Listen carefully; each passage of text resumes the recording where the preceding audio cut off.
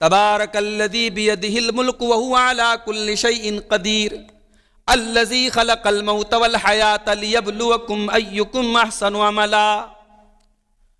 بڑی برکت والی ہے وہ ذات جس کے ہاتھ میں ساری کائنات کی بادشاہت ہے، جو ہر چیز پر قادر ہے۔ الذی خلق الموت والحیاۃ، جس نے موت کو پیدا کیا اور زندگی کو پیدا کیا، لیبلوکم، تاکہ وہ تمہیں آزمائے، تمہارا امتحان لے، لیبلوکم ایکم احسن عملا، کہ تم میں کون اچھا عمل کرتا ہے، کون بہتر عمل کرتا ہے۔ الیوم اکملت لکم دینکم واتممت علیکم نعمتی ورضیت لکم الاسلام دینا۔ میرے بندوں، میں نے دین کو تمہارے لیے مکمل کر دیا ہے، آج سے میں نے اسلام کو مکمل کر دیا، اب اسلام کے اندر کوئی اور حکم داخل ہونے والا نہیں ہے۔ اسی لیے امام مالک رحمۃ اللہ علیہ کہا کرتے تھے، من ابتدع فی الاسلام بدعۃ، جس نے اسلام کے اندر کوئی بدعت نکالی، یراہا حسنۃ، اور اس بدعت کو وہ اچھی بدعت سمجھتا ہے، فقد زعم ان محمدً صلی اللہ علیہ وسلم خان الرسالہ، تو گویا کہ وہ یہ دعویٰ کر رہا ہے کہ محمد صلی اللہ علیہ وسلم نے رسالت کا حق پہنچانے میں خیانت سے کام لیا، اللہ کا پیغام پہنچانے میں خیانت سے کام لیا، اللہ کا پیغام پورا نہیں پہنچایا۔ من عمل عملا لیس علیہ امرنا فہو رد، صحیح مسلم کی روایت ہے، اللہ کے پیارے نبی فرماتے ہیں، جس نے کوئی ایسا عمل کیا جس عمل کے اوپر ہمارا حکم نہیں ہے، ہم نے اس کا حکم نہیں دیا ہے، ہماری شریعت کے اندر وہ حکم اس کا موجود نہیں ہے، تو وہ عمل مردود ہے، وہ لوٹا دیا جائے گا، وہ ریجیکٹ کر دیا جائے گا۔ السلام علیکم ورحمۃ اللہ وبرکاتہ۔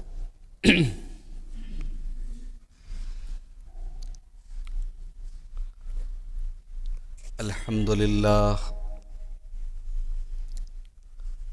نحمده ونستعینه ونستغفره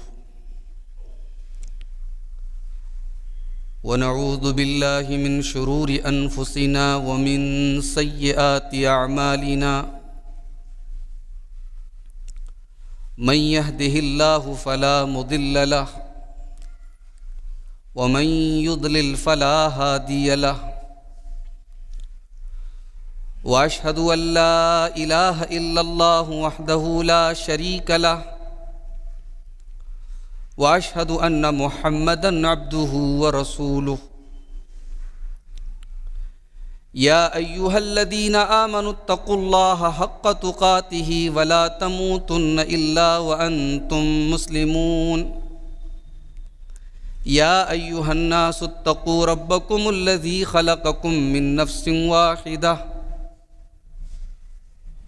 وخلق منها زوجها وبث منهما رجالا كثيرا ونساء، واتقوا الله الذي تساءلون به والأرحام إن الله كان عليكم رقيبا۔ يا أيها الذين آمنوا اتقوا الله وقولوا قولا سديدا يصلح لكم أعمالكم ويغفر لكم ذنوبكم ومن يطع الله ورسوله فقد فاز فوزا عظيما۔ أما بعد فإن خير الحديث كتاب الله وخير الهدي هدي محمد صلى الله عليه وسلم وشر الأمور محدثاتها وكل محدثة بدعة وَكُلَّ بِدْعَةٍ ضَلَالَةٍ وَكُلَّ ضَلَالَةٍ فِي النَّارِ۔ اعوذ باللہ من الشیطان الرجیم، بسم اللہ الرحمن الرحیم۔ الیوم اکملت لکم دینکم واتممت علیکم نعمتی ورضیت لکم الاسلام دینا۔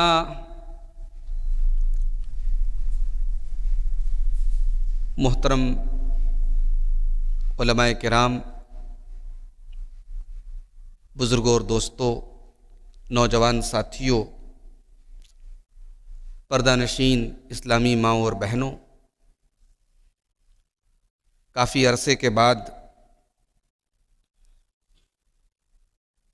اس مسجد میں اس طریقے کا ایک دینی پروگرام منعقد ہوا ہے۔ اس طریقے کے پروگرام وقتاً فوقتاً ہوتے رہنے چاہیے۔ مہینہ دو مہینہ میں اس طریقے کی مجلسیں ہمارے ایمان کو تازہ کرتی ہیں اور اپنی اصلاح کرنے کی فکر ہم سب کے اندر پیدا کرتی ہیں۔ میں مسجد کے ذمہ داروں سے گزارش کروں گا کہ یہ جو گیپنگ ہوئی ہے، بہت عرصے کے بعد یہ پروگرام ہو رہا ہے، آئندہ آپ کوشش کریں کہ یہ گیپنگ کم ہو اور کم وقفے پر آپ پروگرام کریں۔ ہمارے برادر عزیز مولانا محمد عمران صاحب سلفی حفظہ اللہ آپ کے اسی علاقے کے ہیں، آسانی سے آپ کو دستیاب بھی ہیں، ان سے بھی آپ فائدہ اٹھائیں، اور بھی علماء جو اطراف میں ہیں، قریب میں ہیں، ان سے آپ فائدہ اٹھائیں، لیکن اس طریقے کی مجلسیں بہت ضروری ہیں۔ ابھی آپ نے اخلاق حسنہ کے موضوع پر بڑی قیمتی تقریر سماعت کی۔ معاشرے کا بہت بڑا المیہ ہے کہ ہمارے اخلاق آج اللہ کے رسول صلی اللہ علیہ وسلم کے اخلاق سے بہت دور ہیں۔ قرآن کریم میں جن اخلاق کی تعلیم دی گئی ہے اس سے ہمارے اخلاق بہت دور ہیں۔ بلکہ بہت سارے لوگوں کے یہاں عبادت تو ہے، نماز ہے، تلاوت ہے، راتوں میں تہجد ہے، مگر اخلاق نہیں ہے۔ اسلام ایک مکمل دین ہے۔ اسلام اگر عقائد کا نام ہے، اسلام اگر عبادات کا نام ہے، تو اسلام اخلاق کا بھی نام ہے، اسلام معاملات کا بھی نام ہے۔ تو اسلام کے اندر پورے کے پورے ہمیں داخل ہونا ہے۔ اللہ تعالی ہم سب کو اس کی توفیق عطا فرمائے، آمین۔ میرے بھائیوں، یہ جو مہینہ چل رہا ہے اسلامی کیلنڈر کا، یہ رجب کا مہینہ ہے۔ محرم، صفر، ربیع الاول، ربیع الاخر، جمادی الاولی، جمادی الاخری، رجب۔ یہ اسلامی کیلنڈر کا 7واں مہینہ ہے، اور یہ ان 4 مہینوں میں سے ہے جن کو اللہ تعالیٰ نے حرمت والا مہینہ قرار دیا ہے۔ حرمت کا مطلب یعنی ان 4 مہینوں میں لڑائی جھگڑا، قتل، خون خرابہ اور زیادہ حرام ہے۔ حرام تو سال بھر ہے، مگر ان 4 مہینوں میں اور زیادہ تاکید ہے کہ گناہ سے بچو۔ عرب کے اندر بڑے جھگڑالو اور بڑے لڑاکو قسم کے لوگ تھے۔ اسلام کے آنے کے پہلے ذرا سی باتوں پر جنگ کرتے تھے، مگر حرمت والے 4 مہینوں کا وہ لوگ بھی لحاظ رکھتے تھے۔ ان کو بھی احساس تھا کہ ان 4 مہینوں میں ہمیں جنگ نہیں کرنا ہے۔ جس طریقے سے وہ حرم کا بہت لحاظ رکھتے تھے، اپنے باپ کے قاتل کو بھی دیکھ کر کے حرم میں کچھ نہیں کرتے تھے، کہ حدود حرم کے اندر ہم اس کا لحاظ رکھیں گے، اس کا خیال رکھیں گے۔ تو رجب کا جو مہینہ ہے یہ حرمت والا مہینہ ہے، یعنی اس کے اندر غلط کام کرنا، گناہ کا کام کرنا، اللہ کی نافرمانی کرنا اور زیادہ برا ہے۔ اس کے اندر ہمیں اللہ تعالیٰ کی نافرمانی سے اور زیادہ بچنا چاہیے۔ لیکن افسوس کی بات یہ ہے کہ رجب کے اس مہینے میں بہت ساری بدعات اور دین کے نام پر بہت سارے ایسے کام جن کا قرآن و حدیث میں کوئی ثبوت نہیں ہے۔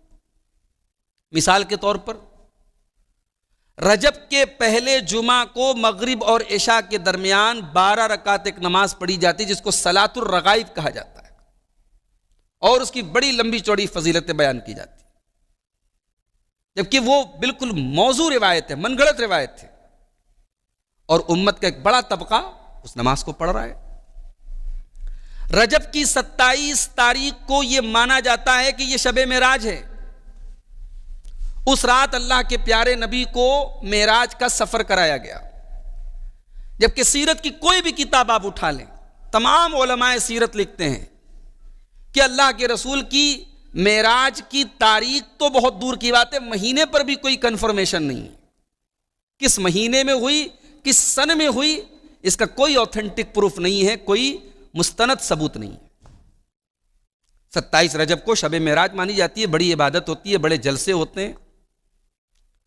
اور تو اور اس مہینے کی 22 تاریخ کو ایک رسم نبھائی جاتی ہے، رجب کے کنڈے کی رسم۔ مٹھائی کی پوریاں بنائی جاتی ہیں بند کمرے میں، اندھیرے میں، اور اندھیرے میں ہی اس کو کھایا جاتا ہے۔ پوچھو بھائی یہ کیا ہے؟ تو منانے والے کہتے ہیں کہ صاحب یہ حضرت امام جعفر صادق کی پیدائش کا دن ہے۔ یہ امام جعفر صادق کون تھے؟ یہ حضرت حسین کے پوتے کے بیٹے تھے۔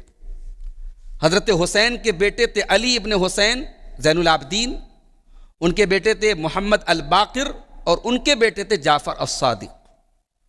یہ حضرت حسین کے پوتے کے بیٹے تھے، پر پوتے کہہ سکتے ہیں ہم، پر پوتے تھے۔ تو ان کو جو ہے ان کی پیدائش کا دن مانا جاتا ہے، جبکہ 22 رجب کی تاریخ میں حضرت جعفر صادق رحمت اللہ علیہ کی پیدائش کا دن نہیں ہے۔ یہ دن تو در حقیقت حضرت امیر معاویہ رضی اللہ تعالیٰ عنہ کی وفات کا دن ہے، اور امت کے اندر جو ایک طبقہ پیدا ہوا شیعہ کے نام سے، خوارج کے مقابلے میں روافض جو پیدا ہوئے، تو ان لوگوں نے حضرت معاویہ کی دشمنی میں ان کی وفات کے دن خوشی منانا شروع کیا۔ اور جس دور میں یہ خوشی منانا شروع کیا، چونکہ اہل سنت کی تعداد زیادہ تھی اور یہ کھل کر کے صحابہ کی دشمنی نہیں ظاہر کر سکتے تھے، شو کر سکتے تھے، تو انہوں نے اس کو نام دیا امام جعفر صادق کی پیدائش کا، جبکہ یہ حقیقت نہیں ہے، یہ حضرت معاویہ کی وفات کی تاریخ ہے۔ تو میرے بھائی یہ جو بدعات ہوتی ہیں یہ تو اپنے آپ میں خود بہت غلط ہوتی ہیں، اور پھر اس مہینے میں جو حرمت والا مہینہ ہے، جو ان 4 مہینوں میں سے جن مہینوں کے بارے میں اللہ نے فرمایا فَلَا تَظْلِمُوا فِيهِنَّ أَنفُسَكُمْ، ان 4 مہینوں میں اپنے اوپر ظلم مت کرو، رجب کے مہینے میں بدعت ہو رہی ہے۔ تو آج کی تقریر میں ہم یہ دیکھیں گے کہ بدعت کی اسلام میں کیا حیثیت ہے، بدعت کرنے والا کیا ثواب پائے گا یا عذاب پائے گا، اور پھر بدعت کے معاملے میں اللہ کے رسول کا قول کیا ہے، صحابہ کا موقف کیا ہے، صحابہ کے بعد جو تابعین تھے ان کا موقف کیا ہے۔ ہم انشاءاللہ ان تمام باتوں پر روشنی ڈالیں گے۔ بدعت کہتے کس کو ہیں؟ بدعت کہتے ہیں ہر اس کام کو جسے ثواب سمجھ کر کے، دین سمجھ کر کے کیا جائے، اور اس کی اصل، اس کی بنیاد قرآن و حدیث میں نہ ہو، اس کو کہتے ہیں بدعت۔ اب بہت سارے لوگ دھوکہ دینے کے لیے کیا کہتے ہیں، صاحب یہ پنکھا بھی تو بدعت ہے، نبی کے دور میں نہیں تھا، یہ کارپیٹ بھی بدعت ہے، یہ نبی کے دور میں نہیں تھا، یہ پکی مسجدیں آپ بنا رہے ہیں، مینار بنا رہے ہیں، یہ تو نبی کے دور میں نہیں تھا۔ تو صاحب ہم یہ پنکھا ثواب حاصل کرنے کے لیے تھوڑی لگائے ہوئے ہیں، ایسا تھوڑی ہے کہ پنکھا ہے تو ثواب زیادہ ہے اور پنکھا نہیں تو ثواب کم ہے، ایسا تھوڑی ہے۔ کارپیٹ پہ نماز پڑھیں گے تو ثواب زیادہ ملے گا اور خالی زمین پہ پڑھیں گے تو کم ملے گا، ایسا تو نہیں ہے نا۔ یا مسجد میں مینار ہم نے لگایا تو ثواب کے لیے لگا، ٹھیک ہے، ایک پہچان ہے، ایک مسجد کی علامت ہے، ایک مسجد کے ڈیکوریشن کا ایک حصہ ہے، نہیں بھی ہوگا تو بھی چلے گا۔ بدعت اس عمل کو کہتے ہیں جسے ثواب اور دین سمجھ کے کیا جائے اور اس کی کوئی بنیاد نہ ہو کہ قرآن و حدیث میں۔ اب یہاں پہ ایک نقطہ اور یاد رکھیے، بدعت کا جو سب سے بڑا خطرہ ہے وہ کیا ہے؟ بدعتی جو ہوتا ہے وہ یہ سمجھ رہا ہے کہ صاحب میں تو اچھا کام کر رہا ہوں، ربیع الاول کا مہینہ آیا، بڑے جوش و خروش کے ساتھ نئے کپڑے پہن کے، عطر لگا کر کے وہ جلوس میں جا رہا ہے، وہ کوئی گناہ کا کام سمجھ کے جا رہا ہے، وہ تو ثواب سمجھ کے جا رہا ہے، وہ تو محبت رسول کا تقاضا سمجھ کے جا رہا ہے۔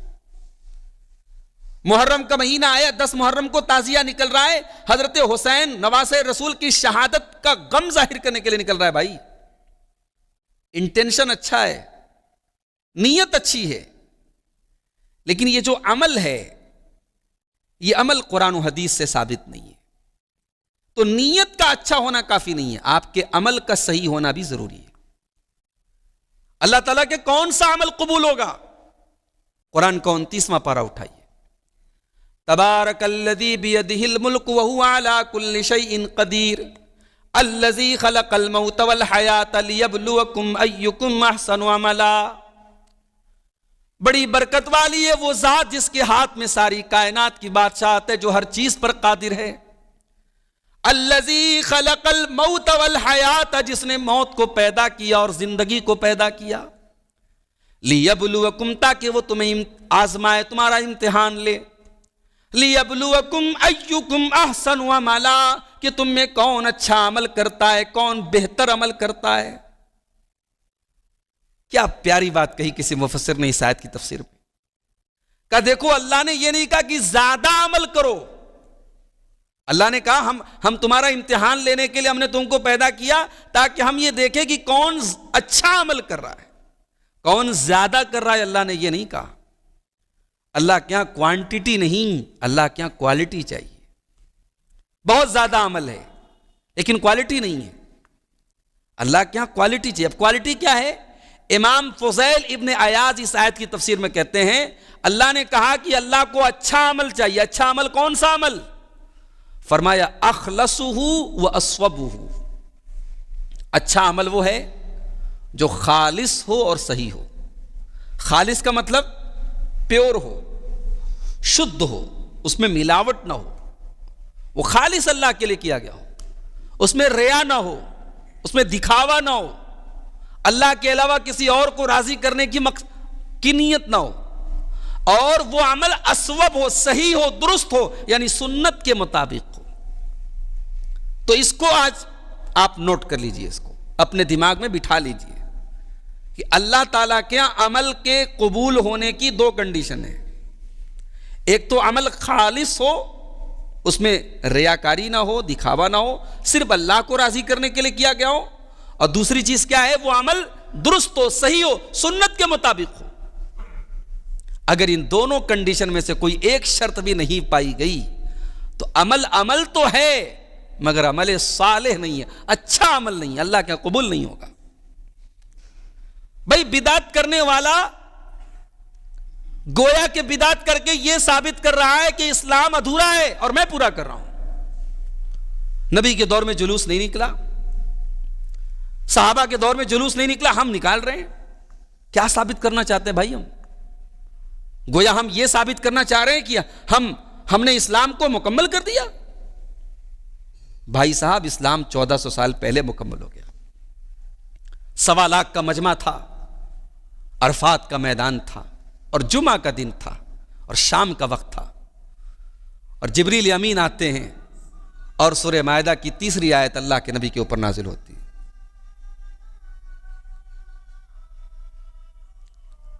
سورہ مائدہ کی 3 آیت نازل ہوتی ہے، الیوم اکملت لکم دینکم واتممت علیکم نعمتی ورضیت لکم الاسلام دینا۔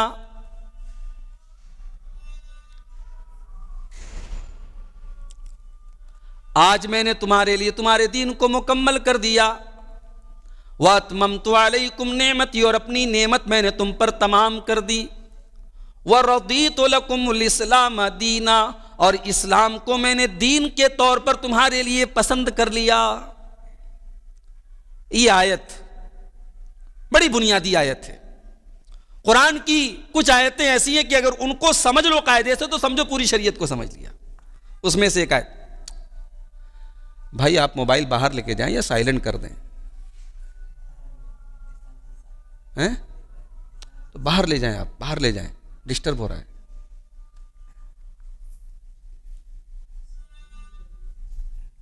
ایسا کون سا ایپ ہے جس میں آواز بند نہیں ہوتی ہے؟ تو بڑی عجیب بات ہے۔ اسلام 360 کو پہلے ڈیلیٹ کیجئے۔ یہ ایک موبائل پر ایک ایپ آتا ہے اسلام 360، بہت کام کا ایپ تھا۔ اس میں حدیث کی کتابیں بھی تھیں، قرآن کی کئی تفسیریں بھی تھیں، اور کئی معتبر علماء سے تصدیق کرانے کے بعد اس ایپ کو لانچ کیا گیا تھا۔ مگر کہتے ہیں نا کہ ہر چیز میں جب تجارت ہونے لگتی ہے تو پھر معاملہ گڑبڑ ہو جاتا ہے۔ اب اس ایپ کے بنانے والوں کو یہ لگا کہ صاحب ہم صرف اہل حدیث کو اور صحیح قرآن و سنت پر کو ماننے والوں کو تھوڑی ہمیں یہ ایپ چلوانا ہے، ہم کو تو سارے لوگوں کو چلوانا ہے۔ تو صاحب اس میں رافضیوں کی تفسیر بھی آ گئی، اس میں بدعتیوں کی تفسیر بھی آ گئی، اور ابھی تو اس میں غضب یہ ہو گیا کہ ایک ایسے انسان کو اس میں مفسر قرآن کے طور پر ایڈ کر دیا گیا جس بیچارے کو عربی زبان سے وہ اتنا ناواقف ہے کہ ابھی اس کا ایک ترجمہ بڑا وائرل ہو رہا ہے، فَبِهُدَاهُ مُقْتَدِي۔ اللہ نے قرآن میں فرمایا کہ اے نبی آپ اپنے سے پہلے نبیوں کے طریقے کی پیروی کیجیے. عربی زبان کا ایک چھوٹا موٹا اسٹوڈنٹ بھی جانتا ہے کہ یہاں فعل امر آیا ہے, اقتدا کیجیے, پیروی کیجیے. اور وہ صاحب ترجمہ کیا کر رہے ہیں اس آیت کا کہ انہوں نے اپنے سے پہلے کے نبیوں کے طریقے کی پیروی کی, یعنی بالکل اس کا معنی ہی انہوں نے الٹ دیا. جس کو عربی دیکھو بھائی, ہر آدمی کو ہر کام نہیں کرنا چاہیے. بھائی انجینئر کا کام انجینئر کرے نا, ڈاکٹر نہیں کر سکتا. ڈاکٹر کا کام ڈاکٹر کرے, انجینئر نہیں کر سکتا. ہر آدمی سوچے کہ 4 کتابیں میں پڑھ لوں اور اس کے بعد میں مفسر بن جاؤں اور محدث بن جاؤں, تو پھر بلا وجہ یہ مدرسے بنے ہیں اور 10 سال کا ایک سلیبس ہے اور تمام اساتذہ بیچارے محنت کر رہے ہیں, پڑھا رہے ہیں, سب بیکار ہے پھر. تو یہ اسلام 360 ایپ میرے بھائی, اس کو آپ ڈیلیٹ کر دیں. علماء نے سختی سے, یعنی جب سے اس میں گمراہ قسم کے لوگوں کی کتابیں آئی, علماء منع کر رہے ہیں. اس کی جگہ آپ اگر اردو کی حدیث کی کتابیں وغیرہ کا ٹرانسلیشن اگر آپ چاہتے ہیں حدیث کا, تو ایک شاملہ اردو کے نام سے ایک ایپ ہے, وہ بہت اچھا ایپ ہے. اسی طریقے سے محدث لائبریری کے نام سے ایک ایپ ہے گوگل پلے اسٹور پر, وہ آپ ڈاؤن لوڈ کر لیں. نماز کے لیے اگر آپ ہر نماز کے ٹائم چاہتے ہیں کہ آپ کو پتہ لگ جائے کہ نماز کا ٹائم ہو گیا, ایک ایپ آتا ہے صلاتک, بہت اچھا ایپ ہے. بالکل ایگزیکٹ جو نماز کا اذان کا ٹائم ہوگا وہ آپ کو الارم بجے گا, اور آپ اس کو کبھی بھی میوٹ بھی کر سکتے ہیں, سائلنٹ بھی کر سکتے ہیں. بہرحال تو اللہ کے نبی کے اوپر عرفات کے میدان میں, عرفہ کے دن, جمعہ کے دن یہ آیت نازل ہوئی. کون سی؟ الیوم اکملت لکم دینکم. اس آیت میں اللہ تعالیٰ نے واضح کر دیا, یہ اللہ کے نبی کے اوپر نازل ہونے والی آخری آیتوں میں سے یہ آیت. اللہ نے اعلان کر دیا کہ اب دین مکمل ہو گیا. اب جب مکمل ہو گیا تو مکمل کس کو کہتے ہیں؟ بھئی گلاس آدھا بھرا ہو آدھا خالی ہو تو اس کو مکمل تھوڑی بولیں گے. مکمل تو اس کو بولتے ہیں جو پورا بھرا ہو, اب ایک قطرہ کی اس میں گنجائش نہ ہو. الیوم اکملت لکم دینکم واتممت علیکم نعمتی ورضیت لکم الاسلام دینا. میرے بندوں, میں نے دین کو تمہارے لیے مکمل کر دیا ہے. آج سے میں نے اسلام کو مکمل کر دیا. اب اسلام کے اندر کوئی اور حکم داخل ہونے والا نہیں ہے.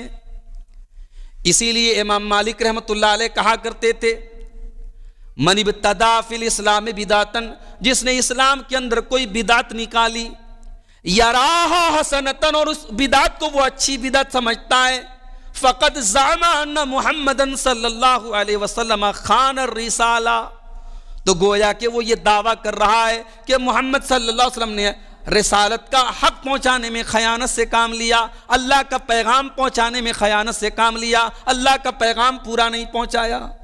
کیوں؟ لأن اللہ یقول, اس لیے کہ اللہ تعالیٰ اپنے نبی کے اوپر یہ آیت نازل کر چکا ہے, الیوم اکملت لکم دینکم, کہ اے نبی آج میں نے تمہارے لیے تمہارے دین کو مکمل کر دیا. فما لم یکن یومئذ دینا فلا یکون الیوم دینا. کتنی صاف ستھری بات کر رہے ہیں امام مالک, کہہ رہے جو چیز اس دن دین میں نہیں شامل تھی وہ آج بھی اور قیامت تک وہ چیز دین میں شامل نہیں ہو سکتی. جس دن یہ آیت نبی کے اوپر اتری اس دن اگر کوئی چیز دین کے اندر شامل نہیں تھی تو قیامت تک وہ چیز دین میں شامل نہیں ہو سکتی. آج بدعت کے بارے میں لوگ کیا بولتے ہیں, بھائی صاحب منع کہاں ہے, ہم یہ کام کر رہے ہیں, منع کہاں ہے؟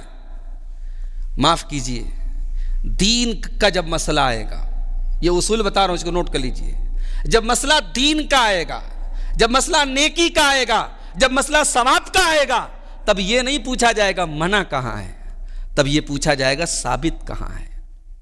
ایک صاحب فاتحہ کا ثبوت دے رہے تھے. نماز میں تو بیچارے فاتحہ پڑھتے نہیں, اللہ ہدایت دے. نماز میں تو حالت یہ ہے کہ ظہر کی نماز پڑھنے آئے اور ایک رکعت چھوٹ گئی, سن کر کے آپ کو ہنسی آئے گی. ظہر کی نماز میں آئے اور ایک رکعت چھوٹ گئی, تو مسئلہ کیا ہے ہمارے بھائیوں کیا, کہ ایک رکعت جو چھوٹ گئی امام کے سلام پھیرنے کے بعد وہ کھڑا ہو کر کے پڑھے گا, لیکن سورہ فاتحہ نہیں پڑھے گا, اور جتنی دیر سورہ فاتحہ پڑھی جاتی اتنی دیر چپ چاپ سے کھڑا رہے گا. یہ مسئلہ ہے بھائی, یہ تماشا ہے, یہ دین کا مذاق بنا کے رکھا ہے آپ نے, کھلواڑ بنا کے رکھا ہے کہ اتنی دیر تک وہ کھڑا رہے گا, سورہ فاتحہ نہیں پڑھے گا. کیونکہ ابھی بھی وہ امام کا مقتدی ہے، ایک رکعت جو چھوٹی ہوئی پڑھ رہا ہے وہ بھی اس میں سورہ فاتحہ نہیں پڑھے گا، تو وہاں تو سورہ فاتحہ نہیں پڑھی جاتی، مردوں کے نام پر سورہ فاتحہ دی جاتی ہے۔ اب اس میں ایک صاحب کی تقریر میں سن رہا تھا، آپ کو نہیں مشورہ دوں گا کہ آپ سنیے، بہت سارے ہمارے بھائی ہیں کہتے ہیں کہ صاحب ہم تو سب کی تقریر سنتے ہیں، سب کی تقریر سننا عقل مندی نہیں ہے بھائی، آپ کا علم اتنا مضبوط نہیں ہے، آپ کا عقیدہ اتنا مضبوط نہیں ہے۔ کبھی کبھی ایسا بھی ہوا ہے کہ ہمارے بہت سارے نوجوان کسی گمراہ قسم کے اسکالر کو سننے لگے اور اس کے بعد اسی کے فین ہو گئے، اسی کے گرویدہ ہو گئے، اسی کو سننے لگے، اسی کے نظریے کو کے اوپر چلنے لگے، تو یہ نہیں ہونا چاہیے۔ آپ کے پاس وقت کم ہے، علم کم ہے، آپ اوتھینٹک علماء کو سنیے، معتبر علماء کو، جن کے بارے میں سرٹیفائیڈ ہیں، جن کے بارے میں پتہ ہے کہ ہاں یہ قرآن و حدیث والے عالم ہیں، آپ انہی کو سنیے۔ یہ جو لوگ کہتے ہیں نا کہ صاحب ہم تو کہیں سے بھی علم لے لیں گے، یہ غلط بات ہے، علم کہیں سے نہیں لیا جاتا ہے۔ آپ اپنے بچے کا ایڈمیشن کسی بھی اسکول میں کرا دیں گے، نہیں کرائیں گے آپ، جس اسکول کی تعلیم پر آپ کو بھروسہ ہوگا آپ وہاں بٹھائیں گے کہ ہاں یہاں تعلیم صحیح ہوتی ہے۔ تو آپ جس کی تقریر سن رہے ہیں، جس سے آپ جس کی باتیں سن رہے ہیں، اس سے علم لے رہے ہیں، اور علم سب سے نہیں لیا جاتا، علم معتبر لوگوں سے لیا جاتا ہے، یہ بات آپ یاد رکھیں۔ تو ایک صاحب کو میں سن رہا تھا، اب میرا سننا اور آپ کا سننا تھوڑا الگ ہے، آپ کو میں مشورہ نہیں دوں گا، میں سن رہا تھا تو وہ کہہ رہے تھے کہ صاحب ہم فاتحہ پڑھ رہے ہیں، ہم درود شریف پڑھ رہے ہیں، ہم چاروں قل پڑھ رہے ہیں، اور پڑھ کر کے ہم نے کسی کھانے پینے کی چیز پر پڑھ لیا تو ہمارے بھائی لوگ کہتے ہیں کہ اس کو نہیں کھانا چاہیے۔ بھائی ہم نے تو قرآن ہی پڑھا ہے۔ تو مسئلہ یہ نہیں ہے کہ آپ سورہ فاتحہ پڑھ رہے ہیں، مسئلہ یہ نہیں کہ آپ درود شریف پڑھ رہے ہیں، مسئلہ یہ ہے کہ آپ نے ایک نئی عبادت بنا لی۔ نبی کا انتقال ہوا، حضرت فاطمہ رو رہی ہیں اور کہہ رہی ہیں یا ابتا، ہے میرے ابا جان، کوئی جبریل کو جا کر کے ہمارے باپ کی موت کی خبر سنا دے۔ حضرت فاطمہ سے زیادہ تو صدمہ نہیں ہوا ہوگا نا کسی کو نبی کی موت کا، لیکن کیا حضرت فاطمہ نے کبھی اپنے والد کی فاتحہ پڑھی؟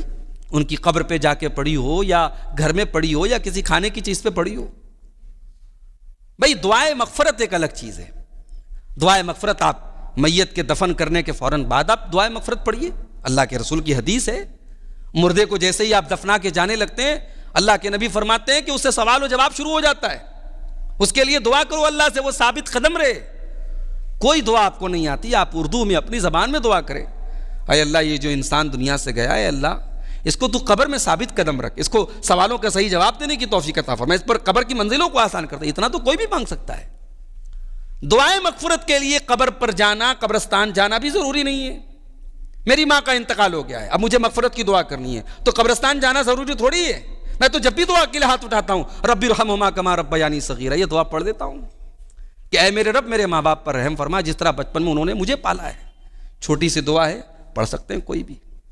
تو بدعت کس کو کہتے ہیں؟ جو اپنے من سے ایک چیز کو بنا لیا جائے اور اس کو دین کا حصہ بنا لیا جائے۔ اور بدعت کا بہت بڑا نقصان یہ ہے کہ بدعت جو ہوتی ہے نا وہ بدعتی کے منہ پر مار دی جاتی ہے۔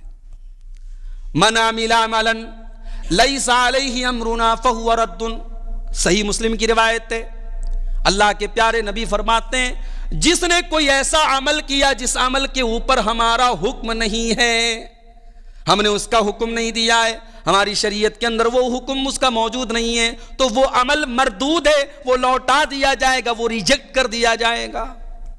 بینک میں چیک لے کے جاتے ہیں آپ، اکاؤنٹ میرا ہے تو سگنیچر تو میری چلے گی نا۔ اب چیک آپ بالکل اوریجنل چیک لے کے گئے، اپنے من سے اماؤنٹ بھی بھر دیا آپ نے، لیکن اگر سگنیچر میرا نہیں ہے تو بینک آپ کا چیک کبھی ایکسپٹ نہیں کرے گا۔ شریعت اللہ کے قانون اور اللہ کی شریعت میں سگنیچر اگر چلے گا تو جناب محمد الرسول اللہ صلی اللہ علیہ وسلم کا چلے گا، اور اگر جس عمل کے چیک پر نبی کا سگنیچر نہیں ہے وہ عمل ریجیکٹ کر دیا جائے گا، وہ عمل لوٹا دیا جائے گا، مردود کر دیا جائے گا۔ 12 رکعت نمازیں پڑھی جا رہی ہیں صاحب، 15 شعبان کی رات تو رات بھر لوگ جاگتے ہیں، ہزار رکعتیں لوگ نماز پڑھتے ہیں۔ وجوہ یومئذ خاشیہ عاملۃ ناصبہ تصلی نارا حامیہ۔ آج جمعہ کا دن ہے، شاید آپ نے پڑھی ہوگی جمعہ کی نماز میں سورہ، امام صاحب نے اگر پڑھایا ہوگا تو آپ نے پڑھی ہوگی،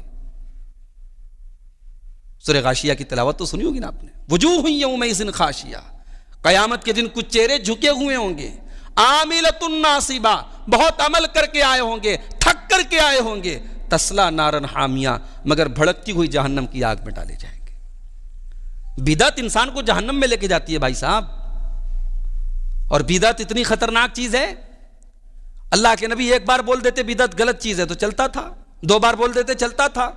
اللہ کے نبی کا تو کوئی خطبہ نہیں ہوتا تھا، کوئی تقریر نہیں ہوتی تھی اس میں آپ نے بدعت سے اپنی امت کو نہ ڈرایا ہو۔ وَشَرَّ الْأُمُورِ مُحْدَثَاتُهَا وَكُلُّ مُحْدَثَةٍ بِدْعَةٌ وَكُلُّ بِدْعَةٍ ضَلَالَةٌ وَكُلُّ ضَلَالَةٍ فِي النَّارِ۔ تمام کاموں میں سب سے برا کام وہ ہے جو دین کے اندر نیا نکالا گیا ہو، اور دین کے اندر جو نیا کام نکالا گیا وہ بدعت ہے، اور ہر بدعت گمراہی ہے، اور ہر گمراہی جہنم میں لے کے جانے والی۔ تو نبی کا فتویٰ ہے بھائی صاحب، جو اپنے ہر خطبے میں اللہ کے نبی دہراتے تھے۔ آج جمعہ کا دن ہے، سورہ کہف پڑھی ہوگی آپ نے، نہیں پڑھی ہوگی تو پڑھا کرو اللہ کے بندو، 20 منٹ لگتا ہے، 25 منٹ لگتا ہے، تھوڑا وقت نکالو، جمعہ کے دن پڑھ لیا کرو، اللہ نور عطا فرمائے گا، اللہ برکت عطا فرمائے گا۔ اگر بیٹھے بٹھائے اللہ تعالیٰ کی طرف سے نور مل رہا ہے تو کیا پرابلم ہے بھائی؟ ویسے ہی ہم لوگ گناہوں کی تاریکیوں میں ڈوبے ہوئے ہیں، گناہوں کے اندھیروں میں ڈوبے ہوئے ہیں، اگر اللہ تعالیٰ کی طرف سے نور مل رہا ہے، روشنی مل رہی ہے، تو ہمیں اس موقع کو چوکنا نہیں چاہیے۔ جمعہ کے دن فجر کی نماز سے لے کر کے مغرب کے پہلے تک، اس کے درمیان میں آپ کبھی بھی 20 منٹ کا ٹائم نکالو اور سورہ کہف پڑھ لیا کرو۔ سورہ کہف میں اللہ تعالیٰ نے ذکر کیا ہے، قُلْ هَلْ نُنَبِّئُكُمْ بِالْأَخْسَرِينَ أَعْمَالًا الَّذِينَ ضَلَّ سَعْيُهُمْ فِي الْحَيَاةِ الدُّنْيَا وَهُمْ يَحْسَبُونَ أَنَّهُمْ يُحْسِنُونَ صُنْعًا۔ اے نبی آپ کہہ دیجئے کہ کیا میں تم کو ان کے بارے میں نہ بتاؤں جو عمل کے اعتبار سے سب سے زیادہ نقصان اٹھانے والے ہیں، جن کی دنیا میں کی گئی ساری کوشش بیکار ہو گئی اور وہ یہ سمجھتے رہے کہ وہ اچھا عمل کر رہے ہیں۔ بھائی ایک اپنے یہ انصاری ماحول کی بات کرتا ہوں، یہ بنکر ماحول کی بات کرتا ہوں۔ ایک انسان نے جو ہے وہ مشین چلائی ہی نہیں، ساڑی بنی ہی نہیں، تو ظاہر ہے اس کو مزدوری ملے گی بھی نہیں، اور ایک بیچارہ رات بھر کھڑا ہو کر کے مشین چلاتا رہا، محنت کرتا رہا، ساڑی پر ساڑی تیار کرتا رہا، اور جس دن حساب کا معاملہ آیا پتہ لگا ساری ساڑیاں تو ریجیکٹ ہو گئی، اس کی سارا کام اس کا بیکار ہو گیا، اس کے دل پر کیا گزرے گی؟ یہ آپ کے ماحول کی مثال دے رہا ہوں۔ کسان ہے، اس نے کھیتی کی، محنت کی، زمین میں جوتائی کی، بیج کو بویا، پانی دیا، سب کچھ کیا، اور فصل کاٹنے کا ٹائم آیا تو پتہ لگا پوری فصل برباد ہو گئی، اس کے دل سے پوچھو کیا گزرے گی؟ اللہ نے کہا سب سے زیادہ خسارہ اٹھانے والے وہی لوگ جو بدعت کر کے آئیں گے، جو بدعتی ہوں گے، ان کے کوئی نیکی اللہ کے قبول نہیں ہوگی۔ یہ اتنی خطرناک چیز ہے۔ اسی لیے میرے بھائیوں، صحابہ کرام بدعت سے بہت چڑھتے تھے، صحابہ کرام بدعتی سے بہت چڑھتے تھے۔ حضرت عبداللہ ابن مسعود رضی اللہ تعالیٰ عنہ بہت بڑے صحابی ہیں، بڑے جلیل القدر صحابی ہیں۔ ایک مرتبہ کچھ لوگ ان کے دروازے پر بیٹھے ہوئے تھے، فجر کے نماز کے پہلے لوگ بیٹھے رہتے تھے، جب وہ اپنے گھر سے نکلتے تھے لوگ ساتھ میں فجر کی نماز ان کے ساتھ پڑھنے جاتے تھے۔ ایک دن آئے، گھر سے نکلے تو حضرت ابو موسیٰ اشعری، یہ بھی بہت بڑے صحابی ہیں، ابو موسیٰ اشعری نے کہا کہ اے ابو عبد الرحمن، اے عبداللہ ابن مسعود، عبداللہ ابن مسعود کی کنیت تھی ابو عبد الرحمن، کہا کہ اے ابو عبد الرحمن، میں ابھی مسجد سے آیا ہوں، میں نے دیکھا کہ لوگ حلقہ بنائے ہوئے ہیں، گھیرا بنائے ہوئے ہیں، کئی حلقے بنے ہیں، ہر حلقے میں ایک آدمی ان کا سردار ہے، سب کے سامنے کنکریاں رکھی ہیں، وہ کہتا ہے پڑھو 100 مرتبہ سبحان اللہ، سب 100 مرتبہ سبحان اللہ پڑھتے ہیں، پھر وہ کہتا ہے پڑھو 100 مرتبہ اللہ اکبر، پھر وہ 100 مرتبہ اللہ اکبر پڑھتے ہیں، پھر وہ کہتا ہے پڑھو 100 مرتبہ لا الہ الا اللہ، سب 100 مرتبہ لا الہ الا اللہ پڑھتے ہیں۔ تو عبداللہ بن مسعود نے کہا کہ آپ نے کچھ کہا؟ کہا کہ نہیں، میں نے کچھ نہیں کہا، میں آپ کی رائے کا انتظار کر رہا تھا، آپ کیا کہتے ہیں۔ گئے حضرت عبداللہ بن مسعود رضی اللہ تعالیٰ، یہ دارمی کی صحیح روایت ہے، گئے لوگ گھیرا بنا کے بیٹھے ہوئے تھے، فجر کا ٹائم تھا، ایک حلقہ کے پاس پہنچے، گھیرے کے پاس پہنچے، کہا بھائی کیا کر رہے ہو تم لوگ؟ کہا کہ حسن، یہ کچھ کنکریاں ہیں، نعد بہ التکبیر والتسبیح والتحمید، ہم گن رہے ہیں کتنی بار سبحان اللہ پڑھا، کتنی بار الحمدللہ پڑھا، کتنی بار اللہ، ہم گنتی کر رہے ہیں۔ کہا عدوا سیئاتکم، اس کو مت گنو، اس کو گننے کی ضرورت نہیں ہے، گننا ہے تو اپنے گناہوں کو گنو۔ فَأَنَا ضَامِنٌ أَلَّا يَزِيَ مِنْ حَسَنَاتِكُمْ شَيْءٍ، میں گارنٹی لیتا ہوں تمہاری کوئی نیکی اللہ تعالیٰ کے برباد نہیں ہوگی۔ گننا ہے تو اپنے گناہوں کو گنو، وَيْحَكُمْ یا امت محمد ما اسرع ہلکتکم. عبداللہ بن مسعود کے جملے رونگٹے کھڑے کر دیتے ہیں. کہا کہ اے امت محمدیہ بربادی ہو تمہارے لیے, کتنا جلدی تم ہلاک ہو گئے.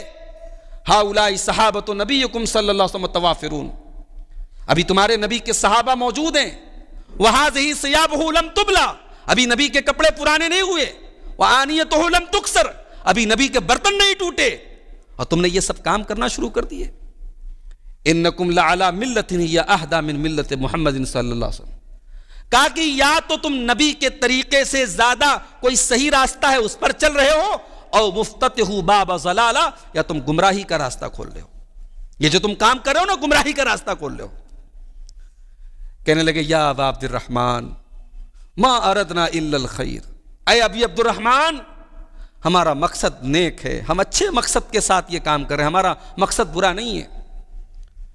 قال کم من مرید للخیر لن یصیبہ, کا بہت سارے لوگوں کا مقصد تو اچھا ہوتا ہے مگر وہ اچھی چیز تک نہیں پہنچ پاتے, بھلائی تک نہیں پہنچ پاتے. مقصد تو اچھا ہے مگر بھلائی تک نہیں پہنچ پاتے.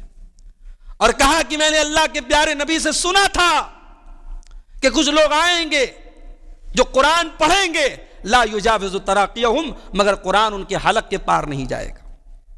اور مجھے لگتا ہے کہ تم انہی لوگوں میں سے ہو, مجھے امید لگتی ہے, مجھے ایسا لگ رہا ہے کہ تم انہی لوگوں میں سے ہو. حضرت عمرو بن سلمہ ابن حارث جو اس حدیث کے راوی ہیں, کہتے ہیں کہ ان لوگوں میں سے اکثر لوگوں کو میں نے دیکھا حضرت علی کے دور میں جب خوارج کے ساتھ جنگ ہو رہی تھی مقام نہروان پر, تو خارجیوں کے ساتھ وہ لوگ تھے. اس امت میں جو فرقے پیدا ہوئے, شیعہ پیدا ہو گئے, خوارج پیدا ہو گئے, معتزلہ پیدا ہو گئے, یہ فرقے کیوں پیدا ہوئے؟ جب تک قرآن و حدیث پر لوگ چلتے تھے, نبی کے طریقے پر چلتے تھے, کوئی فرقہ نہیں تھا. فرقے پیدا ہوئے جب بدعت پیدا ہوئی, عقیدے میں بدعت پیدا ہوئی, عمل میں بدعت پیدا ہوئی, سوچ میں بدعت پیدا ہوئی. بدعت سے فرقے جنم لیتے ہیں میرے بھائی. اور ایک بات اور نوٹ کر لو, بدعت صرف اس کام کو کرنے کا نام نہیں ہے جس کو نبی نے نہیں کیا. جو کام نبی نے کیا اس کو ثواب سمجھ کر کے نہ کرنا, یہ بھی بدعت ہے. مثال دوں آپ کو, جو کام نبی نے کیا اور آپ نہیں کر رہے ہیں کہ صاحب اس کیوں نہیں کر رہے ہیں, کیونکہ یہ ثواب ہے, تو یہ بھی بدعت ہے. اللہ کے نبی کے 3 صحابہ اللہ کے پیارے نبی صلی اللہ علیہ وسلم کی بیویوں کے پاس آئے. پوچھا اللہ کے نبی کتنی نیکی کرتے ہیں, کتنی عبادت کرتے ہیں؟ جب ان کو اللہ کے پیارے نبی صلی اللہ علیہ وسلم کی نیکیوں کے بارے میں بتایا گیا, حدیث کے الفاظ ہیں, انہیں لگا کہ اللہ کے نبی تو بہت کم نیکی کرتے ہیں. تو آپس میں کہنے لگے کہ اللہ کے نبی کا مقام تو بہت بلند ہے, آپ تو بخشے بخشائے ہیں, آپ کو ویسے بھی نیکی کی کوئی ضرورت نہیں ہے, نیکی کی ضرورت تو ہم لوگ کو ہے. جیسے آج کل لوگ کیا کرتے ہیں, بقرعید پر ایک بکرا اللہ کے نبی کے نام سے قربان کرتے ہیں. ہوتا ہے کہ نہیں کہیں, بولو بھائی, غلط نہیں نا بول رہا ہوں. ایک بکرا نبی کے نام کی قربانی کر رہے ہیں. ایک صاحب عمرہ کرنے جا رہے, ہمارے رشتہ دار میں, کہنے لگے ہم سے فلاں صاحب نے کہا کہ مدینہ جائیے گا تو میرا ایک کام ضرور کیجیے گا, نبی کو میرا سلام کہہ دیجیے گا. بھائیو, نبی کو سلام مدینہ جا کے کہنا ضروری نہیں ہے. نبی کو آپ یہاں بیٹھے بیٹھے جب آپ صلی اللہ علیہ وسلم پڑھتے ہیں نا, نبی کو سلام پہنچ گیا. اور اللہ کے رسول کی صحیح حدیث ہے, جب میرے اوپر سلام پڑھا جاتا ہے, اللہ کے فرشتے ہیں روئے زمین پر جو سلام میرے پاس پہنچا دیتے ہیں. تو یہ سب بکواس بات ہے کہ ہم حاجی صاحب سے اور عمرہ کرنے والے سے کہہ رہے صاحب میرا سلام پہنچا دیجیے گا. وہ دعا کرا سکتے ہیں آپ, حج عمرہ کرانے والے سے دعا, بھائی جاؤ خانے کعبہ میں جا رہے ہو, اللہ کے گھر پہ جا رہے ہو, وہاں جا کے میرے لیے دعا کرنا ہے. اور یہ کہنا کہ جا کے نبی کی قبر پر میرے لیے سلام بول دینا, یہ سب غلط بات ہے میرے بھائی. تو نبی نے جو کام نہیں کیا, جو کام کیا اس کو نہیں کرنا, یہ بھی بدعت ہے. اب تینوں نے آپس میں کہا, ایک نے کہا آج کے بعد میں کبھی شادی نہیں کروں گا, نہ بیوی بچے رہیں گے, نہ کوئی جھنجھٹ رہے گا, نہ نیکی کرنے کے کام میں کوئی مسئلہ آئے گا.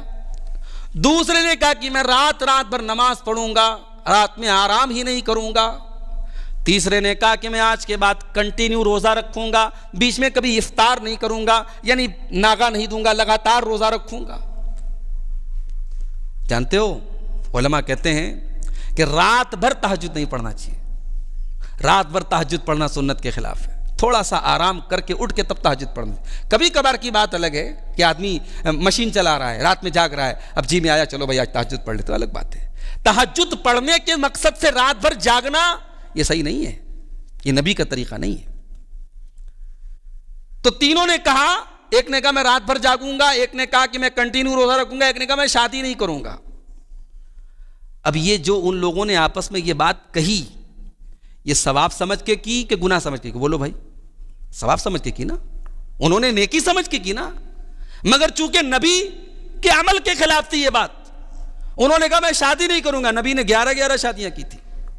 انہوں نے کہا میں رات بھر جاگوں گا, نبی رات میں آرام بھی کرتے تھے اور تہجد بھی پڑھتے تھے. انہوں نے کہا میں کنٹینیو روزہ رکھوں گا, یعنی نفل روزہ. اللہ کے نبی صلی اللہ علیہ وسلم نفل روزہ کنٹینیو نہیں رکھتے تھے, منع کرتے تھے اپنی امت کو.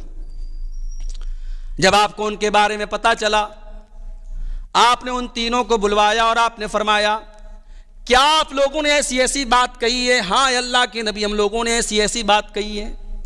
آپ نے فرمایا اما انی اخشاکم للہ واتقاکم لہو, سنو کان کھول کر, تم سے زیادہ میں اللہ سے ڈرتا ہوں اور تم سے زیادہ اللہ کا تقوی میرے دل میں ہے. عام طور سے اللہ کے نبی اپنے تقوی کو ظاہر نہیں کرتے تھے, مگر یہاں آپ نے ظاہر کیا ہے کیونکہ ضرورت تھی. آپ نے فرمایا میں تم سے زیادہ اللہ سے ڈرتا ہوں, لیکن اصلی وارقد, میں رات میں نماز بھی پڑھتا ہوں اور آرام بھی کرتا ہوں. وَأَصُومُ وَأُفْطِرُ, میں روزہ بھی رکھتا ہوں اور میں افطار بھی کرتا ہوں, میں ناغہ بھی دیتا ہوں, میں لگاتار نفل روزہ نہیں رکھتا. وَأَتَزَوَّجُ النِّسَاءَ, اور میں عورتوں سے نکاح بھی کرتا ہوں, اور یہی میرا طریقہ ہے اور یہی میری سنت ہے. فَمَنْ رَغِبَ عَنْ سُنَّتِي فَلَيْسَ مِنِّي, جو میرا طریقہ چھوڑ دے گا اس کا مجھ سے کوئی تعلق نہیں ہے. تو یہ بات یاد رکھیے. لوگ, بہت سارے لوگ کیا کرتے ہیں صاحب, 40 دن کے لیے گھر سے غائب ہیں, دین کا کام کر رہے ہیں صاحب, بہت اچھی بات ہے, دین کا کام کرے, بہت اچھی بات ہے بھائی.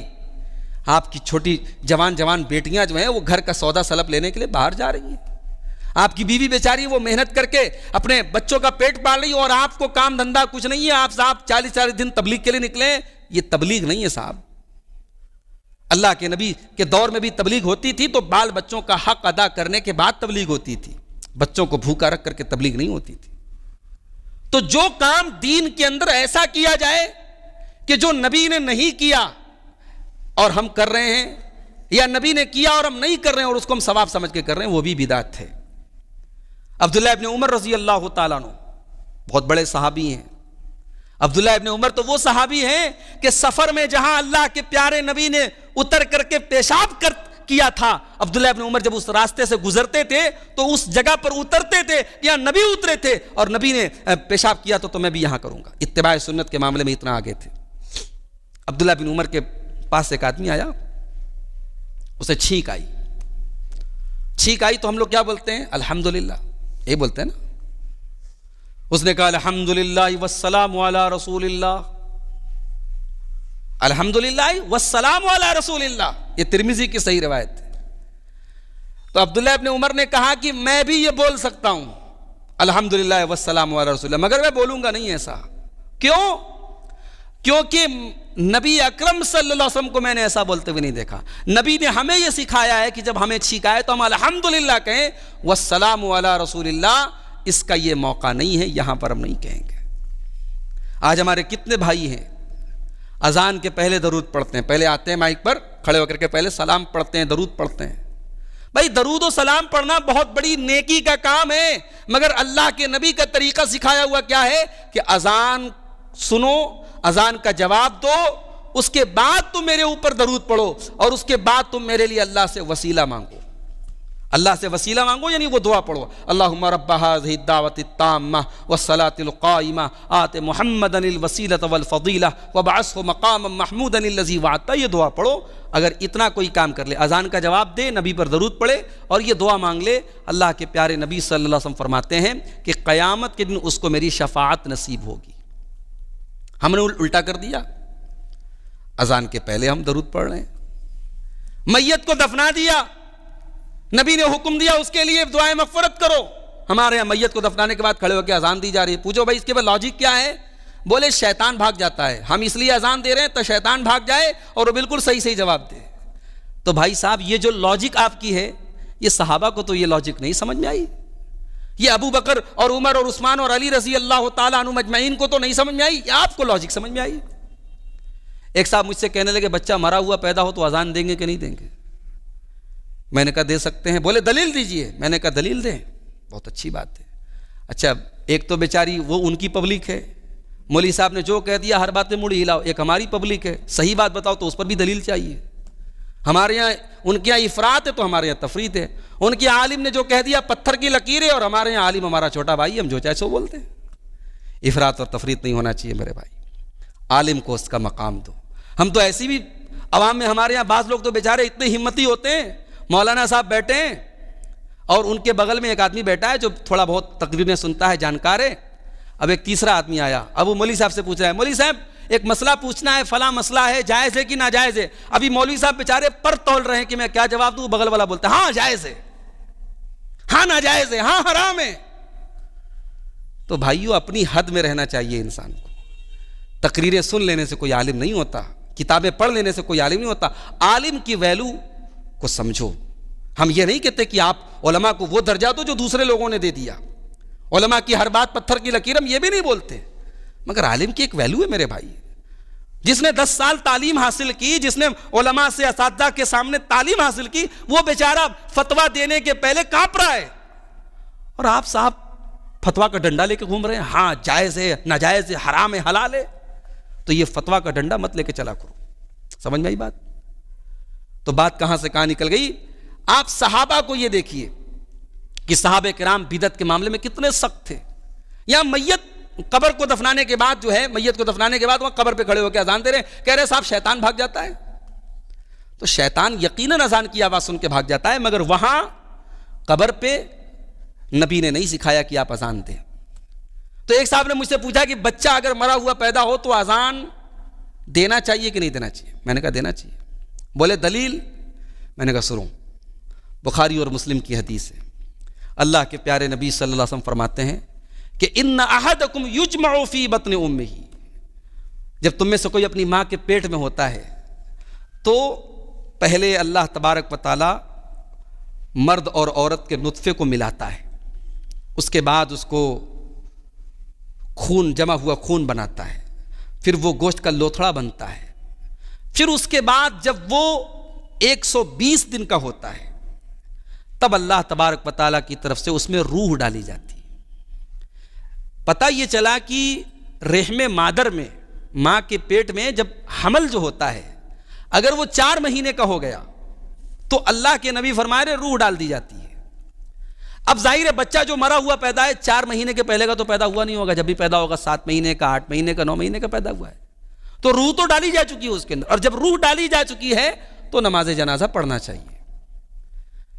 اب اس بارے میں ایک حدیث ہے کہ اگر بچہ پیدا ہو اور پیدائش کے ٹائم کچھ زندگی کی علامت رہی ہے تب تو جنازہ پڑھا جائے گا، اگر علامت نہیں رہی ہے تو نہیں پڑھا جائے گا۔ وہ حدیث صحیح نہیں ہے، وہ ضعیف حدیث ہے۔ تو جب وہ حدیث ضعیف ہے اور ہمارے سامنے یہ صحیح حدیث موجود ہے، تو بچہ اگر مرا ہوا پیدا ہو تو بھی بہتر ہے کہ اس کی جنازے کی نماز پڑھی جائے۔ ضروری ہم نہیں کہہ رہے ہیں، کیونکہ ضروری کہنے کے لیے الگ سے دلیل چاہیے جو کہ موجود نہیں ہے، لیکن اس حدیث کو سامنے رکھ کر کے علامہ البانی وغیرہ کا جو فتویٰ ہے وہ یہی ہے کہ بچے کی جنازے کی نماز پڑھنی چاہیے۔ تو ایک صاحب کہنے لگے مولوی صاحب یہ بتائیے کہ جو مرا ہوا پیدا ہوا تو اس کے کان میں تو اذان نہیں دی گئی، جب کان میں اذان نہیں دی گئی تو جنازے کی نماز کیسے پڑھی جا رہی ہے؟ ہمارے عام پبلک میں یہی دماغ میں یہی بیٹھا ہوا ہے کہ جو بچے کے کان میں اذان دی جاتی ہے اس اذان کے بعد کوئی نماز نہیں پڑھی جاتی، اور جو جنازے کی نماز ہے اس کے پہلے کوئی اذان نہیں ہوتی، تو اس اذان کا تعلق اس نماز سے۔ بھائی یہ بالکل غلط بات ہے، بالکل غلط بات ہے۔ بچے کے کان میں پہلی بات تو اذان ضروری بھی نہیں ہے، دینا چاہیں دے دیں آپ، اس مقصد کے تحت کہ بھی بچے کے کان میں پہلی آواز اللہ تعالیٰ کی توحید کی چلی جائے۔ کوئی نہیں بھی دے تو چلے گا، کوئی اس سے اسلام میں ایمان میں کوئی کمی نہیں آئے گی۔ تو بچے کے کان کی اذان کا جنازے کی نماز سے کوئی تعلق نہیں، ہمارے یہاں لوگ تعلق سمجھتے ہیں۔ ایک دن ہمارے یہاں کچھ رشتہ دار عورتیں آئی تھیں، میری چھوٹی بچی ہے، اس نے کہا السلام علیکم، تو عورتوں نے کہا کہ دیکھو اس نے کتنا اچھا سلام کیا, اس نے سب کو سلام کر دیا. میں نے کہا کیا مطلب؟ بولے السلام علیکم کا مطلب ایک آدمی کو سلام, اور السلام علیکم کا مطلب سب کو سلام. ہم کہا ارے باپ رے باپ, یہ نئی لغت آئی ہے, نئی لاجک آئی ہے. یہ ہمارے یہاں کی عورتوں میں بہت ساری اس طریقے کی باتیں جہالت کی وجہ سے پھیلی ہوئی ہیں کہ السلام علیکم کا مطلب سب کو سلام, اور سلام علیکم کا مطلب ایک آدمی کو سلام. پہلی بات تو السلام علیکم صحیح ہے بھی نہیں, السلام علیکم ہی صحیح ہے. عربی میں یا تو السلام علیکم ہوتا ہے یا سلام علیکم ہوتا ہے. ہمارے یہاں چلو ٹھیک ہے, شارٹ میں لوگ بولتے سلام علیکم, سلام علیکم, السلام الف لام سنائی نہیں دیتا ہے, چلو ٹھیک ہے چلتا ہے. ہاں ویسا نہ ہو جائے جیسا مولانا عمران صاحب نے بھی کہا السلام علیکم. السلام علیکم ہو جائے گا تو پھر تو وہ بددعا ہو جائے گی, سلام کے بجائے وہ سامنے والے کا کام تمام ہو جائے, یہ بددعا ہو جائے گی اس کی. تو السلام علیکم نہیں بولنا چاہیے, السلام علیکم السلام علیکم دونوں چلے گا, لیکن السلام علیکم کہ تو زیادہ بہتر ہے. اب لوگوں میں کیا مشہور کر دیا گیا السلام علیکم مطلب سب کے اوپر سلام. تو یہیں سے بدعات جنم لیتی ہے. جنازہ کی چارپائی نکل رہی ہے, ارے سرہانے سے نکالو, پیتانے سے مت نکالو, انتقال ہو گیا پہلے پیر اس کا قبلے کی طرف کرو. کس نے بنایا بھائی صاحب یہ سب مسئلہ؟ نبی نے تو نہیں بنایا, صحابہ نے تو نہیں بنایا. بھائی انسان کا انتقال ہو گیا, اس کی آنکھوں کو بند کر دو, اس کے پیر کو ملا دو, یہ سب تو حدیث سے ثابت ہے.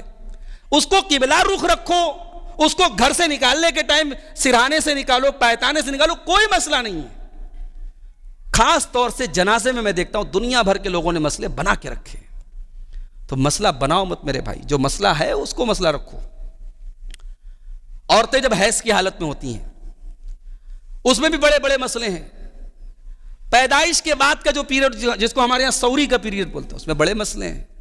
شوہر بیچارہ جو ہے وہ سوری والی بیوی کے قریب جا کے بیٹھ جائے, ارے تم اس کے بغل میں بیٹھ گئے, وہ ناپاک ہے کیا؟ جس طریقے سے حیض والی عورت صرف اس معنی میں ناپاک ہے کہ وہ نماز نہیں پڑھ سکتی, وہ نماز نہیں پڑھ سکتی, وہ روزہ نہیں رکھ سکتی, باقی یہ تھوڑے کہ اس کی باڈی ناپاک ہے, اس کا کپڑا ناپاک ہے. اسی طریقے سے پیدائش کے بعد عورت جو ہوتی, نفاس کا جو پیریڈ ہو جس کو ہمارے یہاں سوری کا پیریڈ بولتے ہیں, اس میں وہ ناپاک اس معنی میں ہے کہ وہ نماز نہیں پڑھ سکتی, وہ ڈائریکٹ قرآن چھو نہیں سکتی, لیکن اللہ کا ذکر کر سکتی ہے, دعائیں پڑھ سکتی ہے, اس کے بغل میں بیٹھا جا سکتا ہے, اس کے ساتھ کھانا کھایا جا سکتا ہے. اس کو ایک دم ناپاک بنا کے آپ نے رکھ دیا. تو یہ سب بہت ساری باتیں جو بڑی غلط مشہور ہو گئی ہیں عوام میں. بچے جو ہے بچوں کا وہ کرتی ہیں مائیں, مالش جب کرتی ہیں تو ایک ٹیکا لگا دیتی ہیں یہاں ماتھے پر. کاہے کا ٹیکا ہے صاحب؟ کہتے اس سے نظر نہیں لگتی. کس نے بتایا؟ بس چلا آ رہا ہے, ٹٹکا ہے. ان ٹٹکوں نے تو جینا حرام کر کے رکھا ہے. کوئی نظر بظر کا تعلق اس ٹیکے سے نہیں, جہالت ہے. بنگال کے بعض علاقوں میں گیا, دیکھا عورتیں باقاعدہ وہ لگاتی ہیں, وہ سندور لگاتی ہیں. ہمارے یہاں بھی شاید کہیں کہیں شادی میں جو ہے وہ سہاگ کی پڑیا میں سندور رکھا جاتا ہے. بند کرو بھائی صاحب, یہ جہالت کی چیز ہے. سندور خالص غیر اسلامی رسم ہے, ہندوانہ رسم ہے.